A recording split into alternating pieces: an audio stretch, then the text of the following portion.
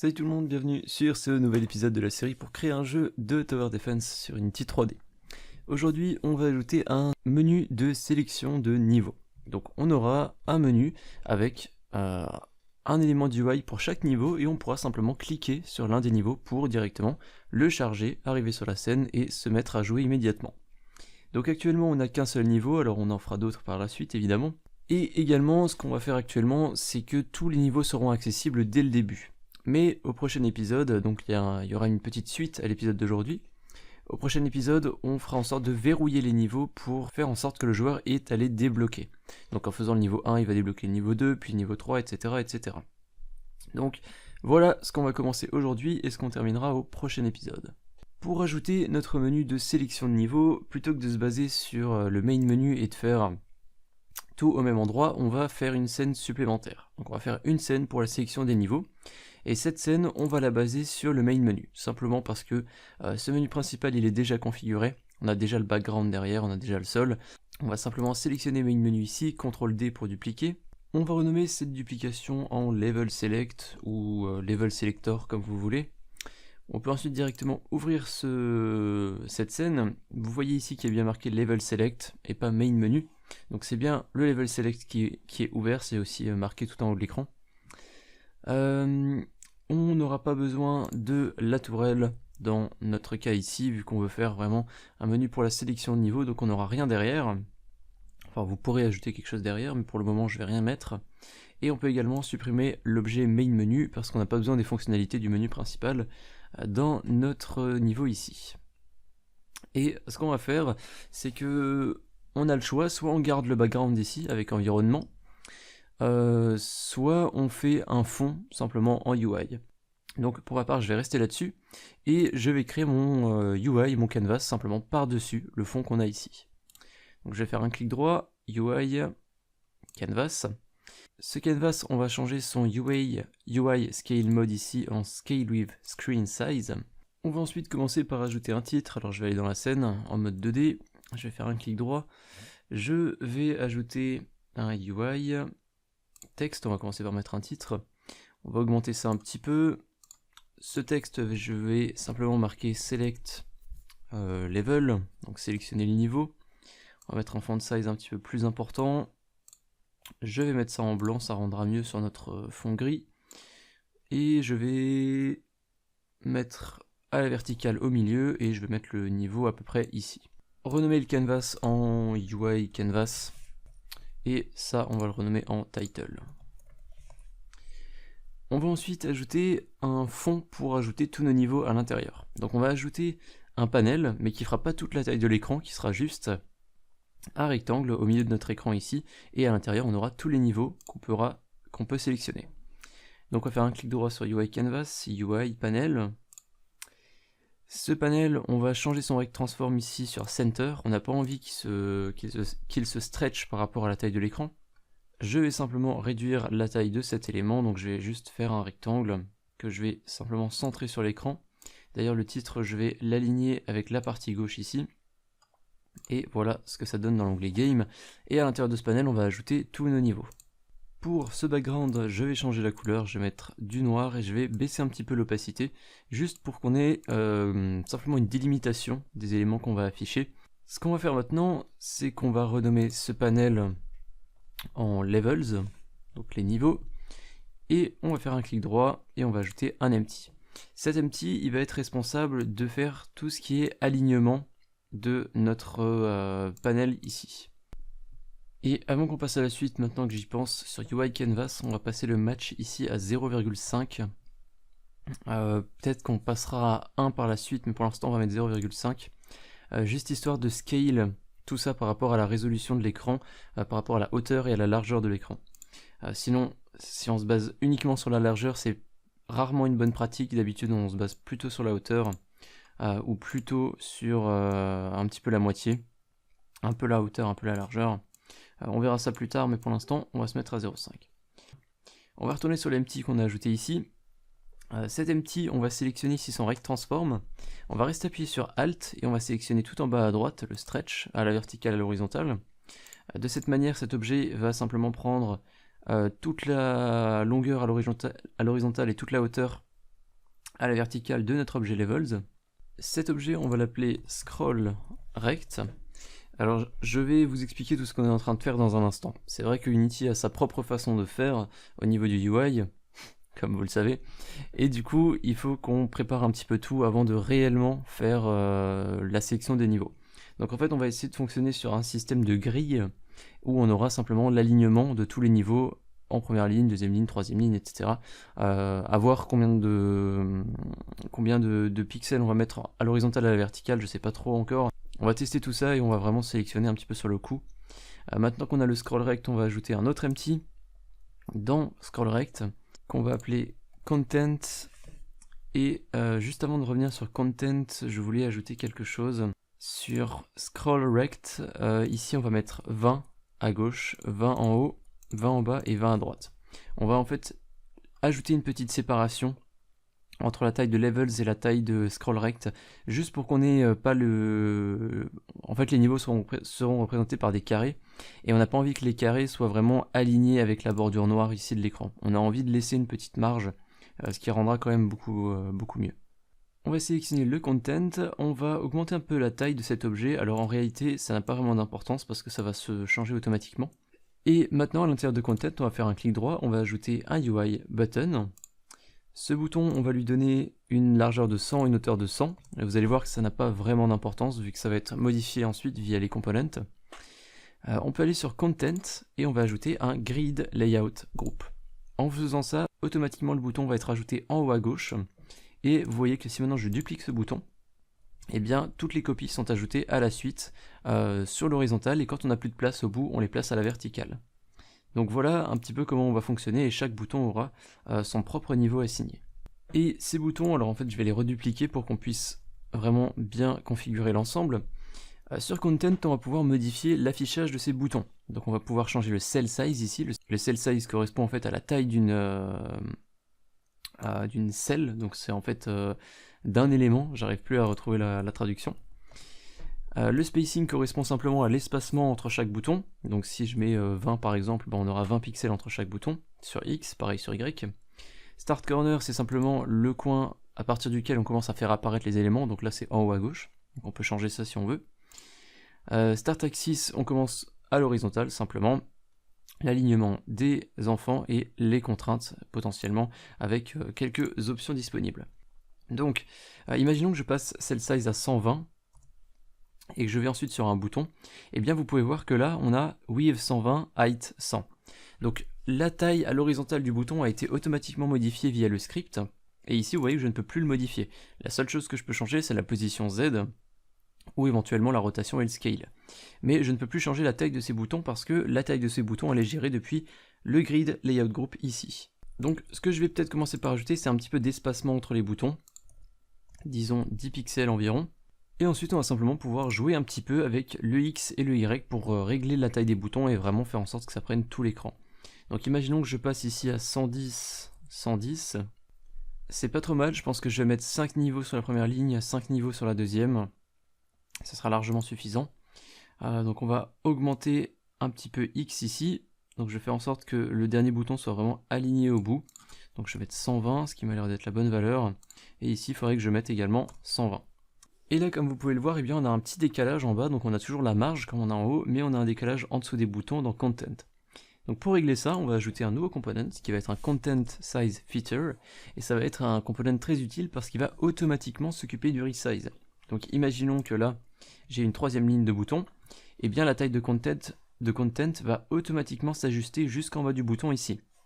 Et dans l'éventualité où je n'ai pas ce bouton, et que j'ai qu'une deuxième ligne, et bien Content va s'arrêter en dessous des boutons ici.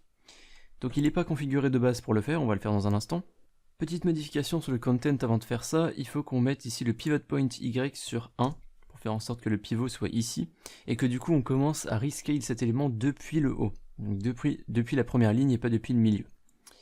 Et ensuite, Vertical Fit, ici, on va simplement mettre Preferred Size, et vous voyez qu'automatiquement le content ici s'est réajusté par rapport à la taille des boutons. Maintenant qu'on a préparé tout ça, on va pouvoir rendre les boutons un petit peu plus intéressants. Donc on va supprimer tous les boutons sauf le premier. Je vais le renommer en Level Button.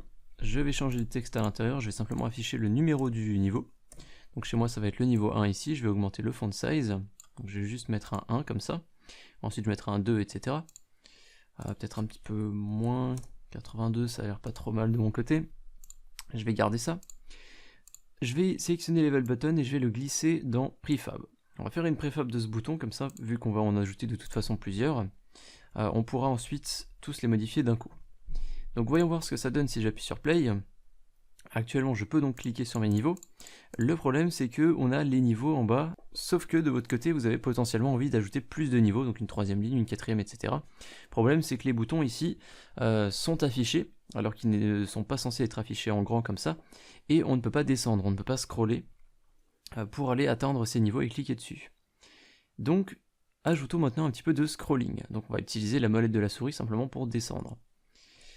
Pour ça, on va aller sur Scroll Rect. On va ajouter un component qui s'appelle le Rect Mask 2D, et immédiatement quand j'ajoute ça, vous pouvez voir que les deux boutons ici ont été coupés par rapport à la taille du content, ou plutôt du Scroll Rect. Du coup, si je vais dans l'onglet Game et que j'appuie sur Play, on peut cliquer sur ces boutons, il me semble, mais voilà, on peut cliquer dessus, mais on ne les voit pas en entier et on ne peut pas descendre. Donc maintenant, on va ajouter le scrolling. Et en fait, ça va être très simple, on va ajouter un component sur Scroll Rect qui s'appelle Scroll Rect, le même nom. On va glisser Content à l'intérieur de Content. On va également glisser Content à l'intérieur de Viewport ici. On va désactiver le scroll à l'horizontale parce qu'on veut que scroller à la verticale. Et pour le reste, techniquement, on peut tout laisser. Donc si je mets ma souris au niveau des niveaux et que je scrolle vers le bas, et bien effectivement ça fonctionne. Alors c'est très très lent par défaut, donc on peut changer évidemment la vitesse de scroll. On a d'autres éléments à modifier, c'est-à-dire que là je peux scroller à l'infini, ce qui est assez embêtant, et pareil vers le haut. Mais si vous voulez scroll plus rapidement pour vos tests, vous pouvez simplement rester appuyé sur le clic gauche sur un des boutons et faire défiler comme ça. Du coup vous voyez que là, comme je l'ai dit, on peut scroller à l'infini, ce qui est assez embêtant, il va falloir qu'on modifie ça. Et concernant le problème de scroll, en fait je viens de me rendre compte que j'ai glissé le mauvais objet. Donc ici on doit bien mettre Content dans Scroll Rect, mais c'est bien Scroll Rect qu'on doit mettre dans Viewport ici, et pas le contenu en lui-même, sinon forcément on ne sait pas à quel moment est-ce qu'on doit s'arrêter de scroller. On va ensuite mettre le Movement Type ici sur Elastic. Je crois que vous êtes déjà de base sur Elastic, c'est parce que j'ai fait un test. Donc vérifiez bien ça, et si on monte, voilà, si on essaye de monter, vous voyez qu'on a cet effet d'élasticité qui fait que lorsqu'on monte, eh bien, le niveau revient immédiatement à sa position parce qu'on n'est pas censé scroller vers le haut. Et si on scrolle vers le bas, on arrive au niveau du bas, mais si j'essaye de continuer de scroller, vous voyez qu'on a de nouveau cet effet élastique qui fait qu'on revient. Si jamais cet effet ne vous plaît pas, vous pouvez changer ici le Movement Type sur Clamped, qui fera que si vous arrivez tout en haut, eh bien, vous ne pouvez carrément plus scroller vers le haut. Alors, vous n'avez aucune indication visuelle. Et si vous arrivez vers le bas, même principe, ici je ne peux plus scroller vers le bas, parce que je suis en mode clamped. Ok, voilà pour le Movement Type. Donc pour ma part, je vais laisser élastique, je vais augmenter un petit peu Scroll Sensitivity pour pouvoir scroller plus vite. Et vous pouvez aussi changer le taux de rebondissement de l'élasticité quand vous êtes en haut ou en bas. De base c'est à 0,1, je vous laisse essayer plus ou moins pour voir ce qui vous plaît le plus. Maintenant qu'on a préparé tout ça, on va ajouter un script qui va être responsable de la sélection et de la gestion de la logique pour le chargement des niveaux. C'est-à-dire qu'actuellement nos boutons ils ne servent à rien, donc on va faire en sorte de lier ces boutons à un script qui va ensuite nous permettre simplement de charger le niveau qu'on aura sélectionné, donc soit via son nom, soit via son numéro, soit directement en glissant la scène dans une variable. Et pour aujourd'hui ce script doit être très simple, on va juste ajouter une fonction publique pour charger un niveau, mais au prochain épisode, comme je l'ai dit, on va utiliser... on va améliorer plutôt le système qu'on ajoute aujourd'hui en faisant une sélection de niveaux par rapport aux niveaux qui sont verrouillés ou non. Donc de base tous les niveaux seront verrouillés, il faudra faire le niveau 1 qui débloque le 2, qui lui débloque le 3, etc. Donc on améliorera tout ça au prochain épisode. Je vais juste supprimer tous les boutons, je vais en garder qu'un seul pour l'instant, vu qu'on va faire les modifications dessus je pense. On va ajouter un nouvel empty qu'on va appeler level selector. Et on va lui ajouter un component level selector, ou plutôt un script level selector qu'on va créer et que vous pouvez directement ouvrir dans votre éditeur de texte. Comme je l'ai dit, ce script va être très simple, donc on va juste enlever les using qui ne nous servent à rien, on va enlever les deux fonctions par défaut, on va ajouter une fonction publique qu'on va appeler juste select pour sélectionner le niveau. On va utiliser un argument qui va être une string, level name, donc le nom du niveau. Et ici on va simplement charger le niveau, donc plutôt que d'utiliser le scene manager, on va en profiter vu qu'on a ajouté il y a 2 épisodes on a ajouté le fondu entre les scènes. Donc profitons-en, ajoutons cette fonctionnalité qui rend quand même les transitions plus jolies. Donc une variable publique, scene fader, qu'on va appeler scene fader, et ici on va simplement pouvoir dire scene fader.fade2, et ici on va simplement envoyer le level name. Et croyez-le ou non, c'est le seul script qu'on va avoir besoin aujourd'hui, ce sont les seules lignes qu'on a à rédiger aujourd'hui. Il faut savoir que les boutons de Unity sont vraiment très pratiques quand il s'agit de gérer les fonctions et leurs arguments. Je vais vous montrer pourquoi. On va aller donc dans UI Canvas, on va sélectionner le bouton qu'on a ici, le bouton numéro 1. On va ajouter ici un événement onClick, on va glisser Level Selector, et ici dans No Function, on va prendre Level Selector et on va sélectionner Select. En faisant ça, on a un quatrième élément qui est apparu ici, où on peut taper n'importe quoi, et ça c'est simplement l'argument qu'on va envoyer à cette fonction. Donc cette fonction, select, elle prend en argument le level name, donc ici on va simplement mettre le nom du niveau à charger, donc on va mettre le level 01 par exemple. On va sélectionner ce bouton, level button, je vais en profiter pour aller tout en haut du bouton, faire apply. Ce bouton je vais maintenant le dupliquer, donc on a un deuxième qui va s'ajouter à la suite, donc je vais aussi l'appeler level button. Je vais changer le texte à l'intérieur sur 2, donc simplement pour indiquer que là ça sera pas le niveau 1 mais le niveau 2 qu'on va charger. On va aller sur le bouton qu'on a dupliqué, et ici on va mettre level 02. Donc on va faire la même fonction, on va faire la même chose, mais on va appeler un autre niveau qui sera level 02. Maintenant que ça c'est fait, on va juste aller sur le level selector, et on va glisser scene fader à l'intérieur de scene fader ici. Très important. Et maintenant, en cliquant sur ces boutons, on va pouvoir charger le level 01 et level 02. Sauf que ces deux niveaux n'existent pas. Nous, ce qu'on a, c'est main scene. Donc main scene en bas ici, on va faire F2 pour la renommer. Et on va l'appeler level 01. Une fois que c'est fait, on va prendre cette scène, on va la dupliquer. Et automatiquement, Unity est très intelligent, il nous la renomme level 02. Du coup maintenant, en cliquant sur les boutons, on devrait pouvoir charger ces deux scènes. Sauf qu'il faut qu'on les ajoute dans le build settings. Donc on va aller dans File, Build Settings, parce que sinon on ne pourra pas charger ces différentes scènes. On va ajouter Level 02 ici, et on va d'ailleurs en profiter pour ajouter Level Select juste après Main Menu. Voilà, donc maintenant toutes nos scènes sont présentes, on va pouvoir les charger. Sauf que évidemment Level 01 et Level 02 c'est absolument les mêmes actuellement. Donc on va sauvegarder cette scène ici, donc Level Select. On va aller dans le niveau 2 et on va ajouter une légère différence pour pouvoir différencier le niveau 1 du niveau 2.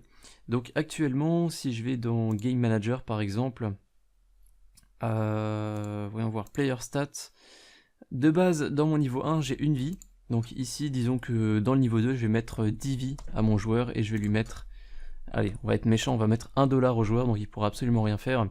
Le but étant simplement de différencier le niveau 1 du niveau 2 lorsqu'on fait nos tests, parce que si c'est exactement les mêmes, eh bien ça va être difficile de savoir. Ok, maintenant que ça c'est fait, on peut sauvegarder cette scène, on va aller dans Level Select et on va essayer. Je vais appuyer sur Play. En cliquant sur le 1, on devrait charger notre premier niveau. Donc on a notre transition, on arrive au premier niveau. Une vie, 99 999 au niveau de l'argent, donc on peut simplement jouer tranquillement. Et si maintenant je relance Level Select et que je clique sur le niveau 2, normalement on arrivera à notre niveau 2 avec 1 $ et 10 vies.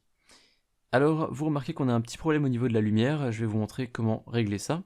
Alors, je me souviens que les lumières posent parfois problème au niveau du chargement des scènes, alors je vais proposer une solution, si quelqu'un trouve mieux, eh bien je vous écoute parce que je vous avoue que niveau lumière je ne suis pas très calé, il y a certains domaines dans Unity où vraiment j'ai plein de choses à apprendre. Donc je vais aller dans Level 01, je vais aller dans Window, Rendering, Lighting Settings, je vais accrocher cette fenêtre à droite. Je vais désactiver ici le Auto Generate et je vais faire Generate Lightning. Donc ça va prendre un petit peu de temps. Alors, vu qu'on a un niveau qui est très simple, je pense qu'au niveau des lumières, on ne devrait pas avoir trop de soucis, ça ne devrait pas être trop long. Mais si vous avez fait un gros niveau avec plein de détails, là vous risquez d'avoir un chargement assez long. Et ensuite, une fois que c'est fait, on va aller dans le Level 02, après avoir sauvegardé le niveau 1. Et là, on va faire pareil. On va désactiver Auto Generate et on va faire Generate Lightning. Donc on aura de nouveau un petit chargement. Vous voyez également qu'on a un dossier level 01 qui est ajouté ici et un dossier level 02. Maintenant que c'est fait, les lumières ne sont plus générées automatiquement au lancement de la scène, elles sont générées manuellement et sauvegardées en quelque sorte dans un fichier. On va réessayer ça, on va sauvegarder les deux scènes. Normalement, là ça devrait bien fonctionner. Donc si je charge le niveau 1 on a les bonnes lumières, et si je charge le niveau 2, en espérant que ça fonctionne, on devrait avoir les bonnes lumières. Effectivement, vous voyez qu'on n'a plus cette teinte un petit peu jaunie. Dans l'éventualité où vous n'aviez pas le bug, eh bien tant mieux, mais faites quand même le petit fixe que je vous ai montré pour être sûr que ça n'arrive jamais. Je vais également créer un dossier dans Asset ici, que je vais appeler Levels. Non, je vais renommer ce dossier, je vais l'appeler Scene, au pluriel Scenes. Et à l'intérieur, je vais glisser Level 01, Level 02, Level Select, Main Menu, et également Level 01, Level 02, donc les deux dossiers que j'ai créés avec les lumières. Tout ça, je vais le glisser dans Scenes, sinon on va se retrouver avec plein de scènes ici et plein de dossiers pour chaque scène, donc on va tout centraliser dans un dossier. Et je vais juste essayer une dernière fois. Normalement, la connexion entre le niveau et les paramètres de lumière ne devrait pas être perdue, donc on ne devrait pas avoir le bug si je relance. C'est un truc qui arrive de temps en temps avec les lumières générées automatiquement après le chargement de scène, et ici ça fonctionne, donc c'est nickel. Level Selector, je vais d'ailleurs le ranger dans Script. Ok, maintenant on va terminer les transitions. Pour ça, on va sauvegarder cette scène, on va aller sur le main menu, et on va changer un petit peu. On va aller dans l'inspecteur, on va sélectionner main menu, et ici ce qui se passe, c'est que lorsqu'on appuie sur play, on charge main scene. Alors déjà, main scene n'existe plus, parce que c'était le nom du niveau 1 avant, donc on va plutôt mettre level 01, si on veut charger le niveau, mais nous on veut pas charger le niveau. Quand on appuie sur play ici, on ne veut pas transitionner vers un niveau, on va avoir une transition vers le menu de sélection des niveaux. Donc level to load, on va écrire ici level select. Donc le nom de la scène que vous avez ici pour charger vos niveaux. Et techniquement, si j'appuie sur play et que je clique maintenant sur play, on va pas être envoyé vers une scène, on va être envoyé vers le sélecteur de niveau qui lui va nous envoyer vers la scène que l'on souhaite avoir. Et si jamais je mets le jeu en pause et que je clique sur menu, en revanche, je suis renvoyé vers le menu principal. On va ajouter une dernière petite fonctionnalité assez optionnelle, mais qui sera toujours bien pour certains joueurs. On va aller dans Level Select, on va sauvegarder ça. Actuellement ici, je vais dupliquer les boutons pour vraiment bien vous montrer ce qu'on va ajouter. Donc n'importe lequel, hein, peu importe. Le but étant d'avoir au moins une troisième ligne, enfin des boutons qu'on ne voit pas. Donc comme je vous l'ai montré, si j'appuie sur Play, je peux scroller avec la molette de la souris, et je peux scroller en restant appuyé avec ma souris et en bougeant. Sauf que généralement ce qu'on ajoute, c'est une scroll bar, donc c'est comme on a sur les pages internet, c'est comme on a, alors si j'ouvre plusieurs éléments ici, voilà, on a une scroll bar, c'est simplement une barre qu'on va pouvoir descendre avec la souris ou avec le doigt si on est sur un écran tactile, et on va ajouter ça sur le côté pour pouvoir scroller vers le bas. Donc pour faire ça, on va faire un clic droit sur Levels, UI, et on va ajouter Scroll Bar. Automatiquement, elle va être mise à l'horizontale, donc on va modifier ça. Je vais mettre en 2D. On va descendre un petit peu ici, Scroll Bar, on va changer Direction Top to Bottom, donc pour la mettre à la verticale. On va glisser cette Scroll Bar sur la gauche, peut-être à l'extrémité ici, à l'extérieur, oui, ça m'a l'air pas trop mal. Je vais tirer un petit peu sur la hauteur pour l'aligner jusqu'en bas, pour que ça prenne toute la fenêtre. Et maintenant, il va falloir qu'on fasse une liaison entre cette barre et le contenu qu'on a ici. Et ça va être relativement simple, on va aller sur le scroll rect, et ici on a un élément vertical scroll bar. On va simplement glisser scroll bar à l'intérieur. Vous allez voir que scroll bar ici va automatiquement se mettre à jour.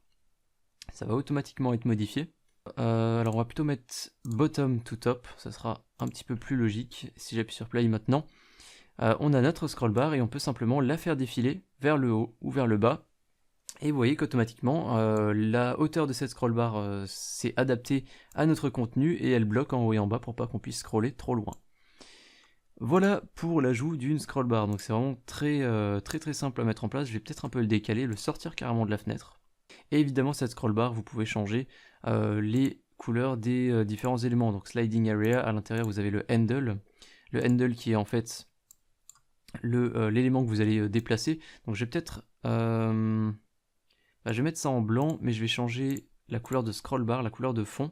Donc la couleur de fond, c'est simplement dans image ici, donc je vais mettre quelque chose de un peu plus foncé pour faire ressortir un peu la barre, et qu'on voit bien que c'est cet élément blanc qu'on va déplacer et pas l'élément gris qu'on a derrière.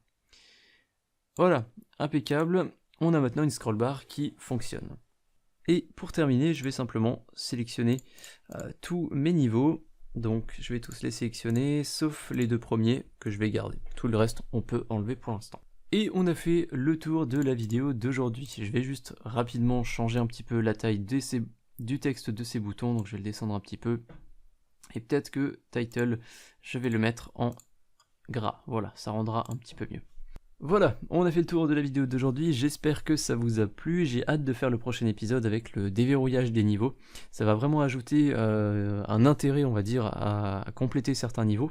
On va pouvoir faire certains niveaux bonus qui vont être assez difficiles par exemple à débloquer avec vraiment des niveaux qui vont être difficiles, qui vont ajouter du challenge pour les joueurs. Enfin bref, ça va être très sympa. Si vous avez apprécié la vidéo d'aujourd'hui ou que vous appréciez plus généralement la série et que vous souhaitez me soutenir pour le travail que je fournis gratuitement pour YouTube, eh bien vous pouvez faire des dons sur Tipeee ou Utip. Sur Tipeee, vous allez pouvoir faire, comme je l'ai dit, des donations qui commencent à partir de 1 € et toutes ces donations vont contribuer à la création des vidéos. Donc c'est grâce à vous si ces vidéos apparaissent aujourd'hui sur YouTube. Sur Utip, vous pouvez également me soutenir, mais là d'une façon un petit peu différente. Vous pouvez regarder volontairement des publicités, et en regardant ces publicités, vous allez générer quelques centimes qui me reviendront à moi en tant que créateur. Donc si vous souhaitez me soutenir mais que vous n'avez pas forcément les moyens ou l'envie de faire une donation financière, eh bien vous pouvez me soutenir gratuitement en donnant quelques secondes sur Utip. Vous avez les deux liens de ces plateformes en description. Avant de terminer la vidéo, un énorme merci aux tipeurs du mois dernier qui sont affichés à droite. Donc Pif le chien 2000, Mathieu Dupont, Raphaël G, Vincent 19 Trismeguiste, Spyprog, Georgette le hanneton femelle, L3T1, Anonymous 34, Super Al et Unam 1782. Je vous dis à très bientôt pour le prochain épisode de la série. Salut!